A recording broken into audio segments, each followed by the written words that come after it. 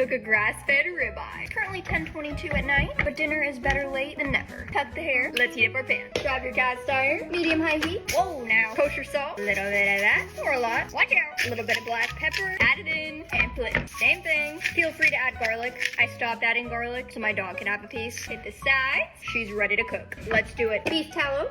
Oh yeah. Big chunk of that. And just let it heat up. As you guys know, I get my grass-fed steaks from Butcher Box. They're running a deal right now where you can get free ribeye steaks for an entire year with your box. That deal ends on the 4th of July, so definitely take advantage. Link is in my bio. This pan is nice and hot, so we're dropping her in. Press it down. Set your timer for 4 minutes. Stack break. First try for you guys.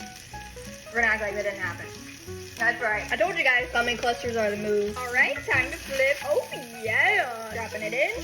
Press it down. Fan on. This looks so good. Grass-fed butter. And we're gonna baste. All right. She's done. Check it out. We're gonna hit it with that oil and butter a little bit. Yeah.